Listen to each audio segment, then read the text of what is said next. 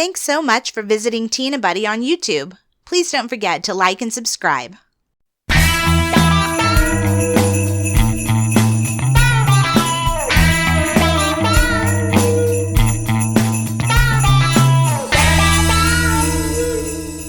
Hello and welcome back to Tina Butty Podcast. I'm Erica. And I'm Dominic. And today we are going to continue our discussion that we started on Tuesday. Yes. Which was about World War II. In the USA. Yes. Only today we're going to talk about wartime Britain. Wartime Britain, yes. Yes. World War II wartime. Yes. Yeah. World War II wartime. Because God knows there were enough wars in Britain over the years. Well, yes. And there have been since.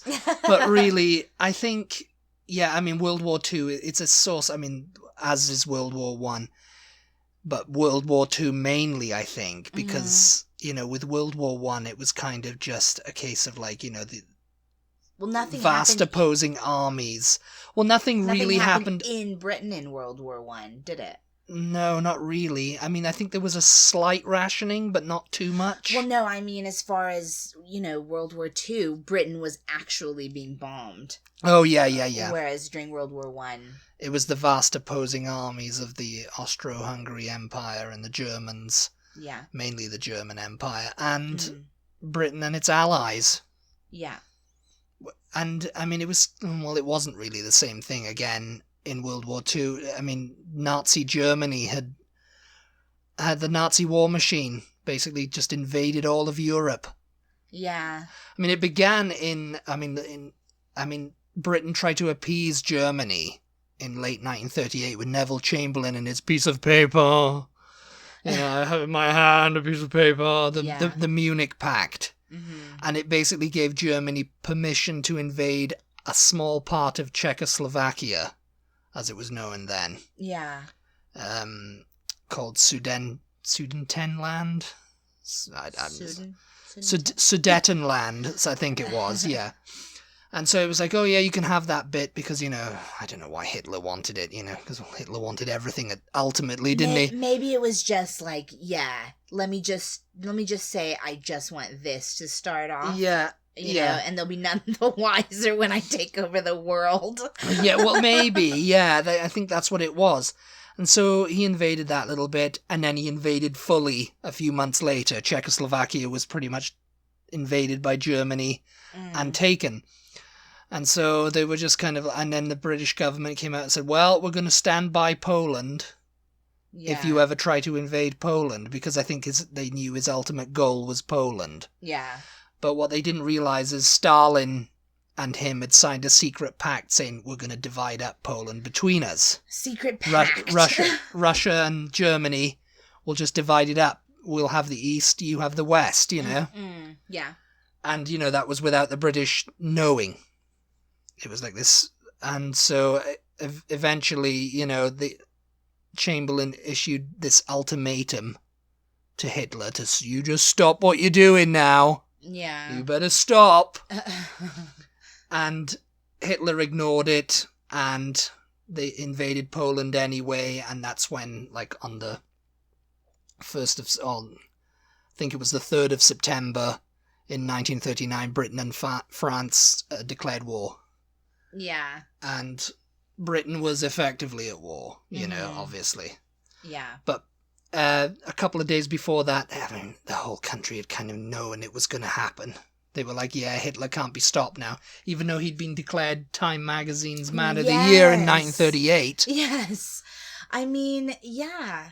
He'd done great things for Germany as far as getting them out of the Depression. Economically, he was a good leader. No one else, or not no one else, but the rest of the world was having a difficult time getting out of the Depression. And it was like he came in and he got them out of the Depression in no time. He recovered the economy and it was just like, everybody was kind of in awe of that. And so, he was Time Magazine in America.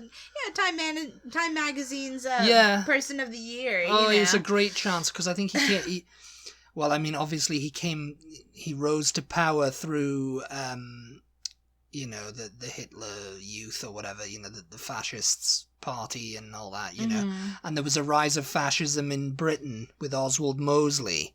Yeah. And they were like, yes, Hitler, and this is the way.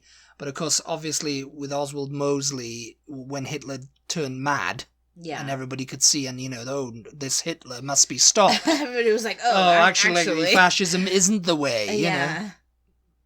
So him and his fascism movement were quickly denounced. Him and his fascism movement. Yeah, well, that's what it was. Oswald Mosley was a bit of a twat. At the end of the day. As was Hitler. But yes, I mean, that's what happened. A couple of days before the official declaration of war, Britain had started the Blackout.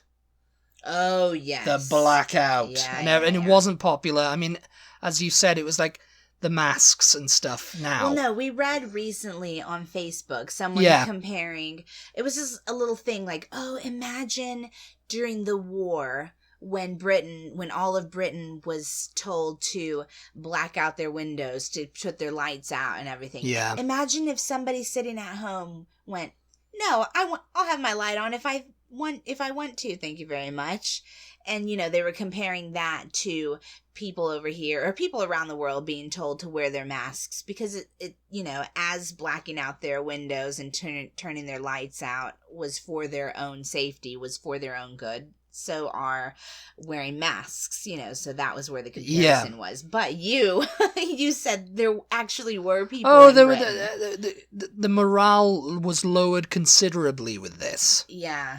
Again, because you just got out of the Great Depression. I mean, well, Britain hadn't really fully recovered from it. Mm-hmm. And it was, again, we're being shoved into this war where we've got to, rationing's beginning and we've got to do, we've got to black out our windows and, of course, factories and stuff. We're like, well, we've got, these glass ceilings. How are we going to do that? Yeah.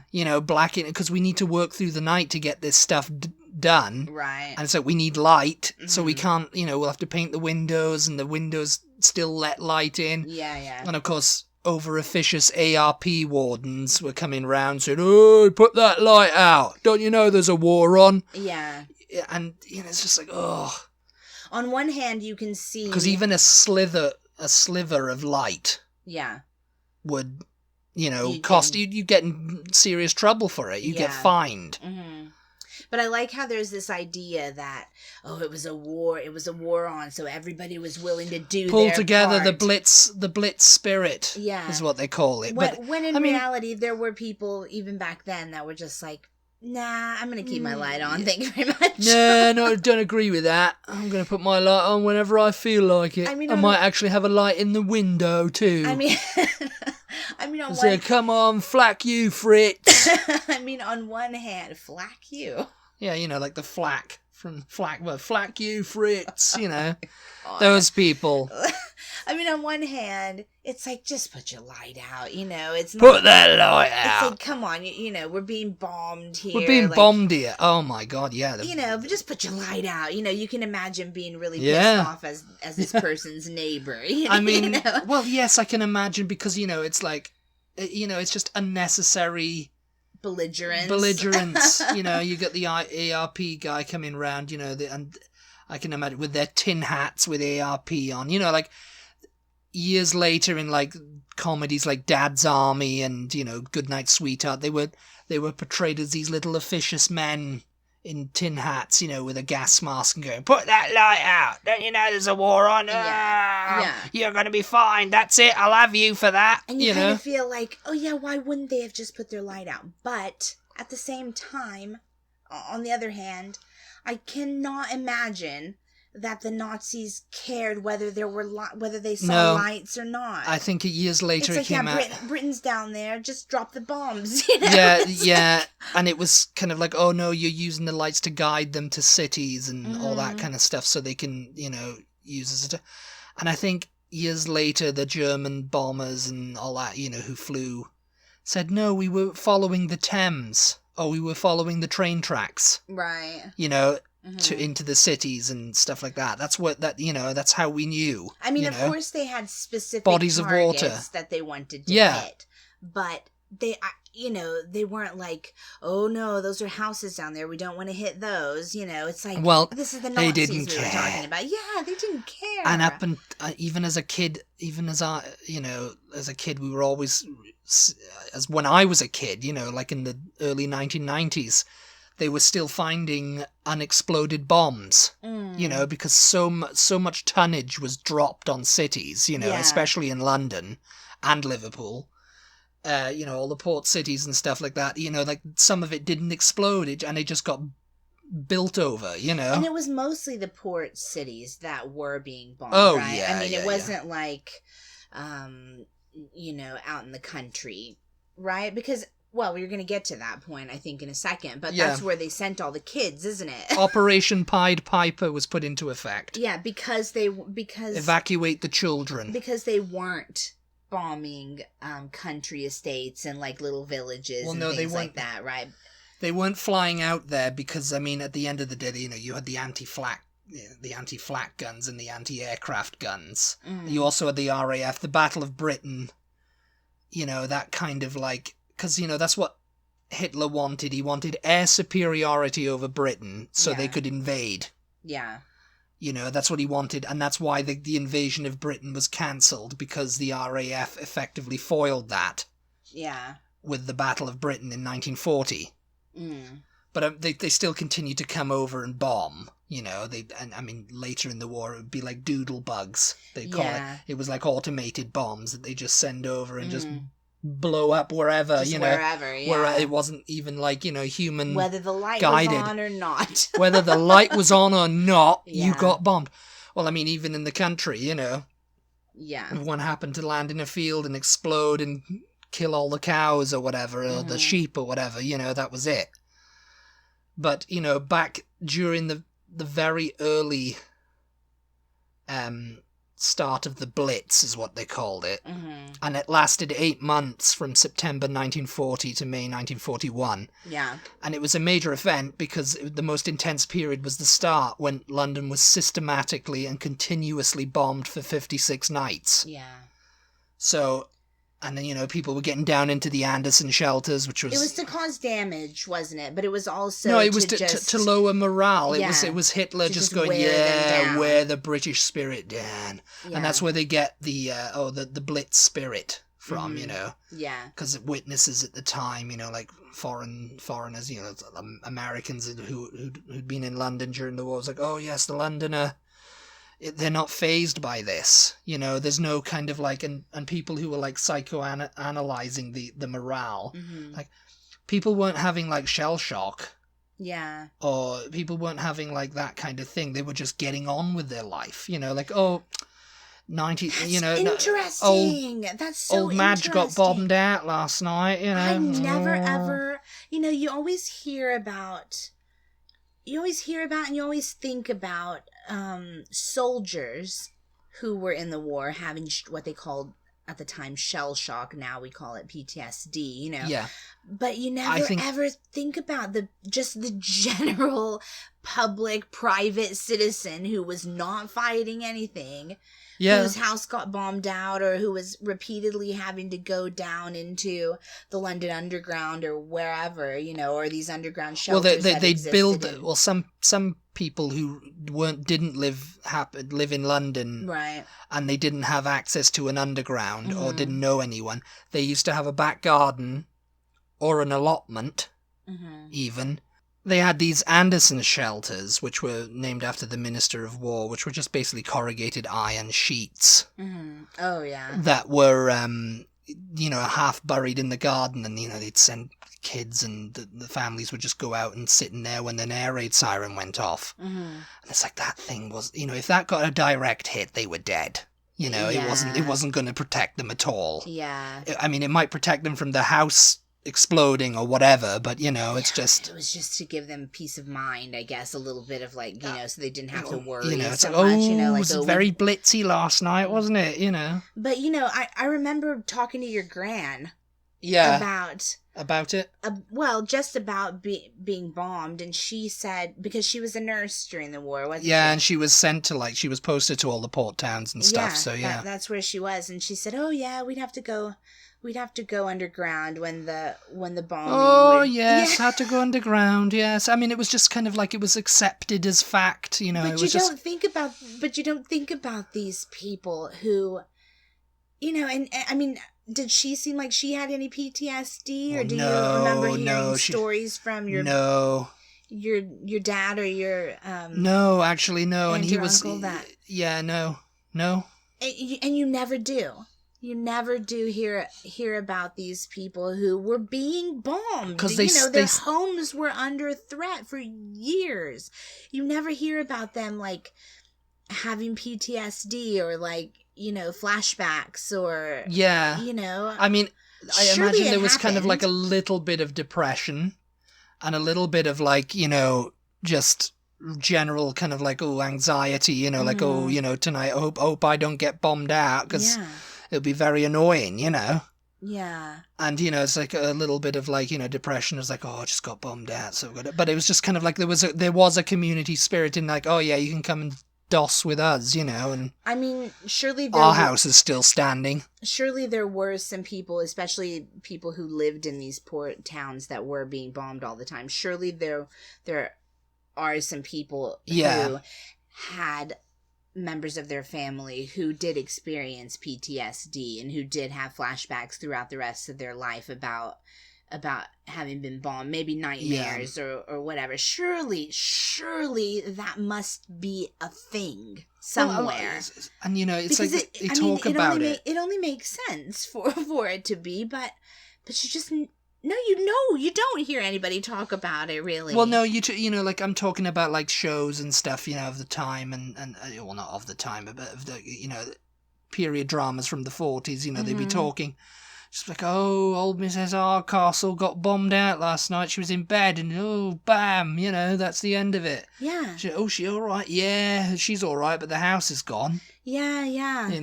Yeah, they make it just seem like, just casual, terrible, the house got bombed. But it's just like, but someone lived through that. Or if you were buried under the rubble for like days before they got to you, because I mean the stories of those survivors and stuff, it's like, I survived 10 days underneath my house. Oh my god. Because it's like I mean I've seen those kind of stories and stuff. That is so interesting because there's so many films that focus on the war, but they're just focusing on the soldiers. They're just focusing on, the exciting bits of like. I mean, that's not exciting. London being bombed out. Like, I want to see a movie focusing on the people that were living in London. I say London. Obviously London was not the only city that was bombed. Liverpool was bombed. Birmingham was bombed.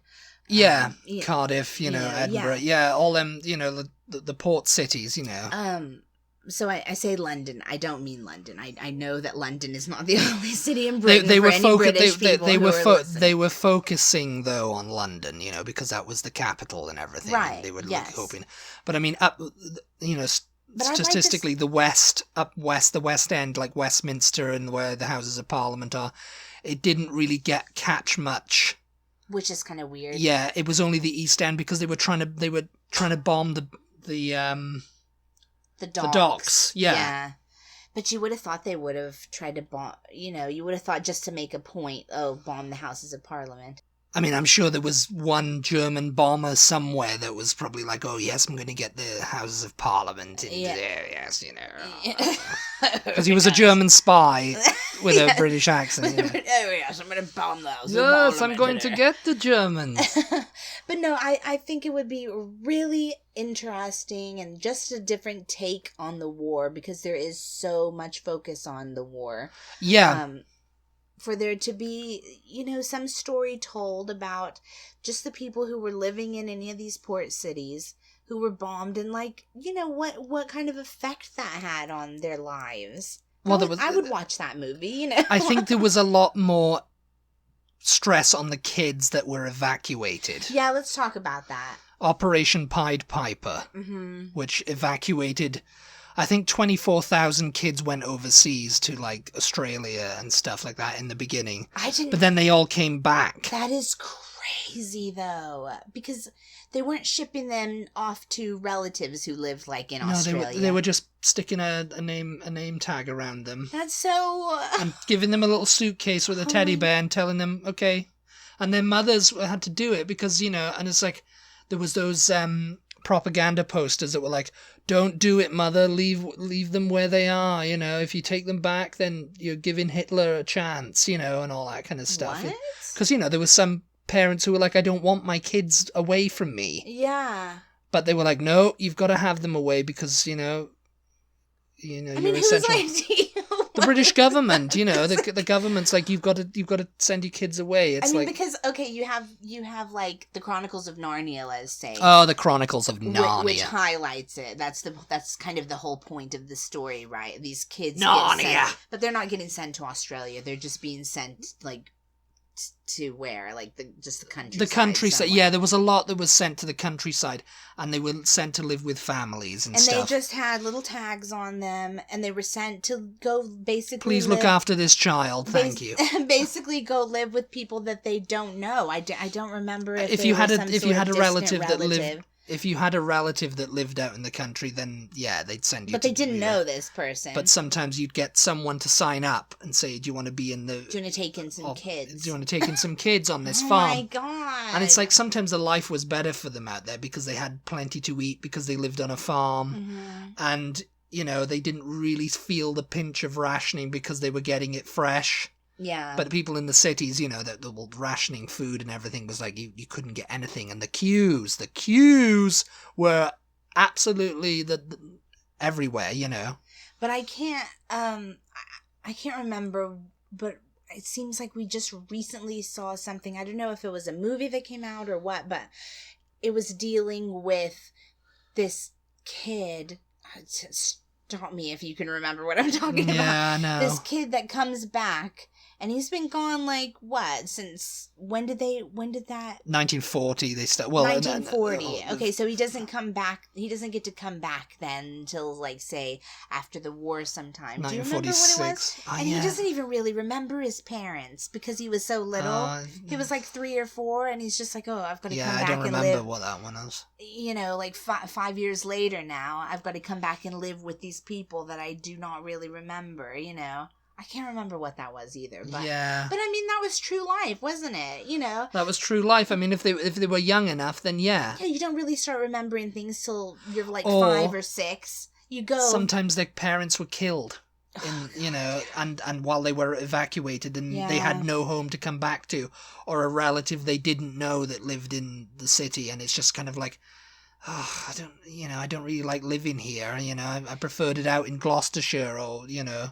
wherever it was, you know. But let's think of like this Berkshire, a little 5 or 6 year old who gets sent away for 5 years. Yeah. You know, they're being sent away just when they're starting to remember things, really. Yeah. You know, so they come back then, and they've got to live with these parents, these people who like, who are you? You know, oh, you're my mom and dad. Oh, great. You know. Are you? Yeah, it's like, oh, I kind of like these other people I've been living with, actually. I was just having a slap-up binge with Mrs. Miggins. Now I've got to come back to this, you know, one slice of bacon and powdered egg and all this kind of stuff. It's like terrible. Everything's just rubble around me. Grim. And, yeah. People terrible, right? People putting cold tea on their legs. Women yeah, were anyway. The men. Explain that for people who don't know what you're talking about. You know, because nylons and stockings and stuff were so short in the war, women used to dye their legs with cold tea and draw a line up the back for the seam. That is so sad. I mean, come on. You know, dye their legs with cold black tea to make it look like they've got a stocking on, you know, and draw a line up the thing, and it's just kind of like, you know. As like until the Americans entered the war, and that's why they were like, "Oh, got here, got your nylons, got your stockings. Here, hon, some stockings. Brought you some stockings. Put them on your legs. I just want to see those pasty legs." Oh my god! You guys should check out on YouTube. Dominic and I were watching. Oh, I've seen it before actually, but it was like for Americans overseas, what to do, how to behave in Britain. I think it's the U.S. National Archive. Meredith Burgess. Yeah. Or Burgess Meredith. Burgess Meredith, that's it. I don't know. He was an actor.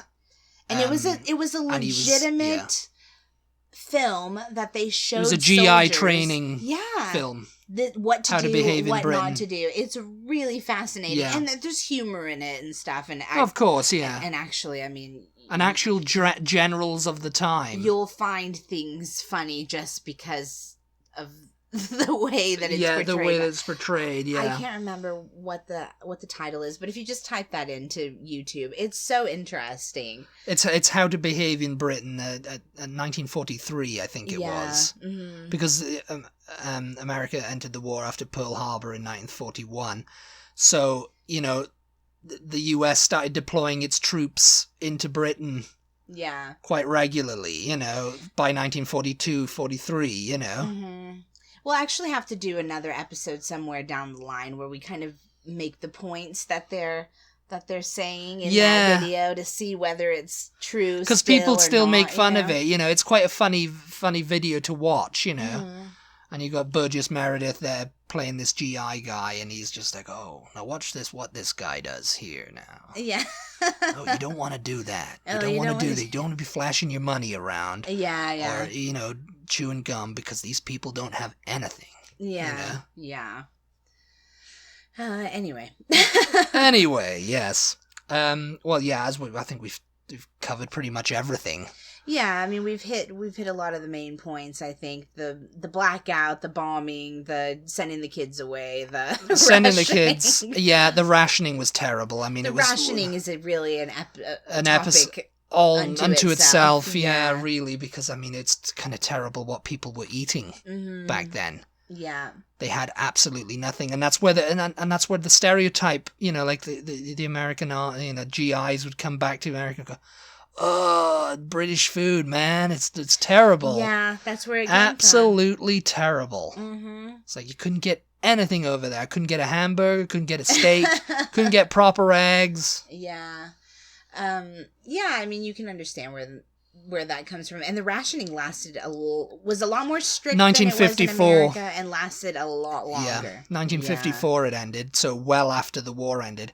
And of course, you know, that's getting into the whole, because Britain had no money left because it was giving it all to America for all the armaments and everything, and you know, all that kind of thing. You know, there's been arguing. I was reading this like argument between Uncle Sam and John Bull. You know, about the wartime, you know, Lend-Lease Act and everything, you know, and you know, both of them, you know, just made it out, you know, it was actually pretty interesting. So maybe we'll do that one day. I think it's just you mentioning Uncle Sam just reminded me that during that video that we were watching on YouTube, they were calling the Brits Tommies. I thought the Americans were called Tommies during the war. No, Tommy, the English Tommy. What did they call the Americans? Tommy, just Yanks? Yanks, yeah. The Yanks. Yeah. Yanks coming over here. Yeah, no, the British soldier was called Tommy. Yeah. Tommy Atkins, for some weird reason, I guess, because that's the general name, like, you know, John Hancock or John Doe. It's like Tommy Atkins was and I don't know if there actually ever was a Tommy Atkins. It's from the First World War. It's like, oh, yes, the Tommy, you know. Yeah. Tommy Atkins, you know. Yeah. We were explaining recently to maybe that's what British prisoners of war gave their name as to the Germans. Oh, yeah. And so it became, what's your name? Tommy Atkins. It's like, no, you cannot be Tommy Atkins because everyone else is Tommy Atkins.